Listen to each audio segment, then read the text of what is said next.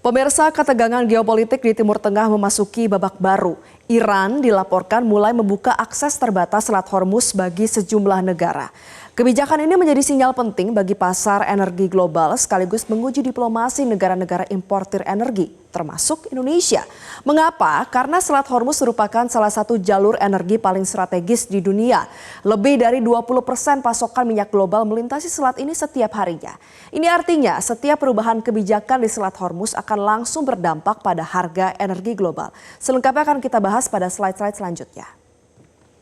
Pemirsa, meski Selat Hormuz mulai dibuka secara terbatas, tapi Iran menetapkan sejumlah persyaratan ketat bagi kapal-kapal yang diperbolehkan melintas. Hal ini menunjukkan bahwa meski jalur dibuka, kontrol tetap berada di tangan Teheran. Setidaknya ada 3 syarat melintas yang ditetapkan oleh Iran. Kita baca satu persatu. Yang pertama adalah Iran menetapkan bahwa kapal yang diperbolehkan melintasi Selat Hormuz harus tidak terafiliasi dengan Amerika Serikat maupun Israel. Amerika Serikat dan juga Israel secara spesifik disebut oleh Iran sebagai pihak agresor. Jadi kedua negara tersebut maupun negara lain yang mendukung langkah Amerika Serikat dan Israel untuk menyerang Iran dipastikan tidak dapat melintasi Selat Hormuz. Kemudian yang kedua, setiap kapal yang akan melintasi Selat Hormuz ini wajib melakukan koordinasi dengan otoritas Iran sebelum melakukan transit. Langkah ini memberikan Iran kendali langsung terhadap lalu lintas kapal di salah satu jalur perdagangan terpenting dunia. Dan syarat yang ketiga, tanpa adanya izin resmi maka kapal ini akan berisiko ditolak atau diputar balik. Kemudian juga terdapat aturan keselamatan dan keamanan yang memang diberlakukan oleh Iran. Kondisi ini menunjukkan bahwa pembukaan akses bukan berarti situasi sudah normal, melainkan masih dalam kontrol yang ketat. Nah, kebijakan ini dinilai sebagai strategi Iran untuk bisa mengontrol lalu lintas energi global sekaligus menjaga posisi tawar dalam konflik geopolitik yang masih berkembang.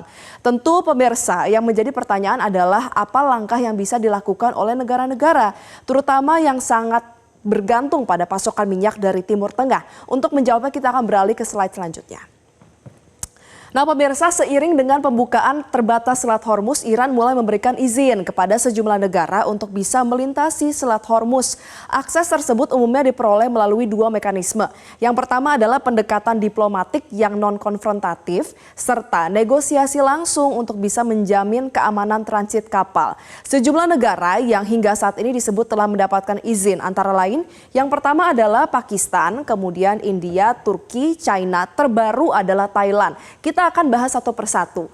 Pakistan ini menjadi salah satu negara dengan posisi yang strategis, mengingat kedekatan geografis dan hubungan keamanan regional dengan Iran. Kerjasama lintas batas dan kepentingan energi menjadi faktor yang memperkuat akses Pakistan dalam konteks kebijakan ini. Selanjutnya India.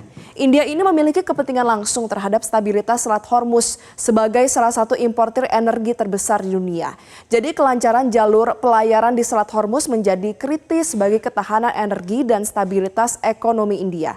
Yang ketiga adalah Turki. Kita tahu ya pemirsa, Turki ini merupakan negara penghubung antara Asia dan juga Eropa. Jadi Turki punya peran strategis dalam distribusi energi regional.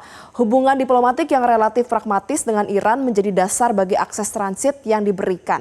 Selanjutnya adalah China. China ini menjadi mitra energi jangka panjang Iran dengan kerjasama investasi dan perdagangan energi yang signifikan. Kalau dalam konteks ini, akses bagi kapal terkait China mencerminkan kepentingan strategis kedua negara dalam menjaga stabilitas pasokan energi. Sementara itu, yang terakhir adalah Thailand. Thailand jadi contoh negara yang memperoleh akses melalui jalur diplomasi langsung.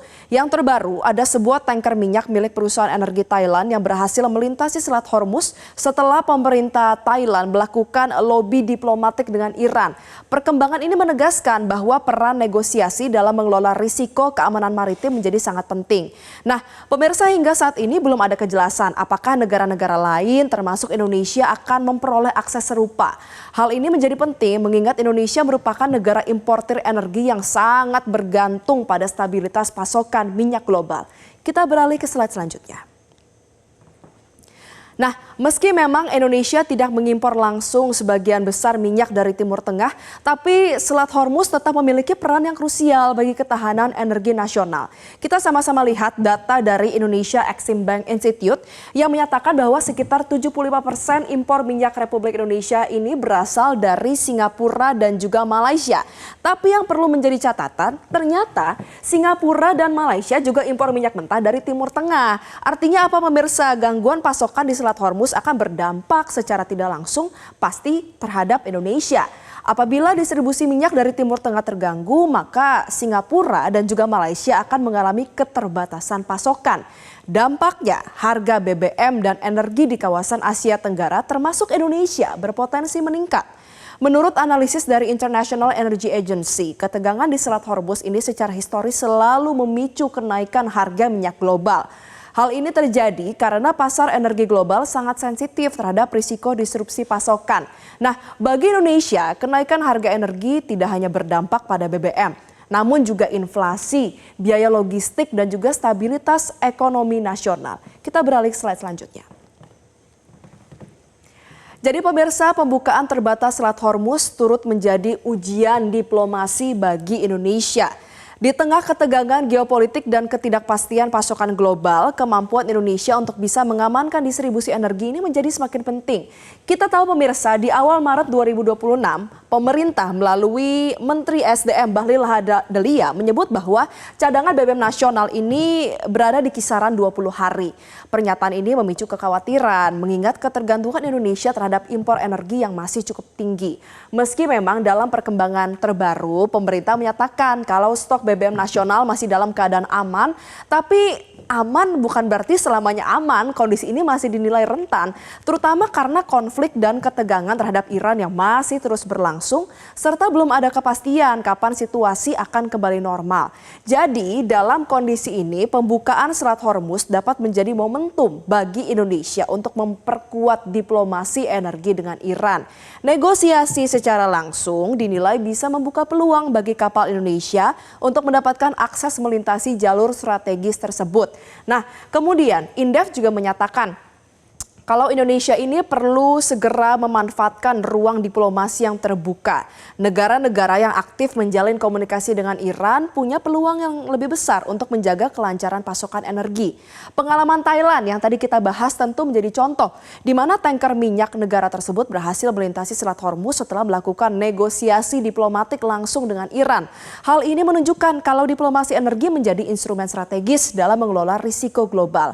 Kalau dalam konteks ini, diplomasi energi tidak lagi menjadi opsi ya, tapi memang menjadi kebutuhan strategis untuk bisa menjaga stabilitas ekonomi dan juga ketahanan nasional. Kita beralih ke slide selanjutnya. Kita sama-sama baca, ini ada pernyataan dari Kepala Center of Food, Energy and Sustainable Development Indef, yaitu Abra Talatov. Jadi Abra ini menyatakan kalau Indonesia mampu melakukan negosiasi langsung dengan Iran untuk memastikan kapal kita bisa melintasi Selat Hormuz, menurut saya ini bisa menjadi game changer bagi ketahanan energi nasional. Apa yang bisa kita ambil dari pernyataan ini? Pernyataan ini menegaskan kalau pembukaan terbatas Selat Hormuz memberikan peluang diplomatik yang dapat dimanfaatkan secara baik oleh Indonesia. Ini juga sekaligus menunjukkan kalau ketahanan energi kini sangat dipengaruhi oleh dinamika hubungan internasional dan negosiasi antar negara. Pemirsa, pembukaan akses terbatas Selat Hormuz oleh Iran menjadi sinyal penting bagi pasar energi global. Bagi Indonesia, situasi ini menjadi momentum untuk bisa memperkuat diplomasi energi, diversifikasi pasokan, dan juga meningkatkan ketahanan energi nasional.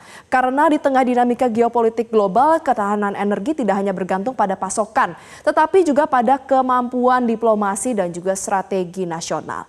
Pemirsa, jangan kemana-mana karena usai jeda Metro Siang akan kembali hadir untuk Anda dengan beragam informasi lainnya. Tetaplah bersama kami. Jelajahi cara baru mendapatkan informasi. Download Metro TV Extend sekarang.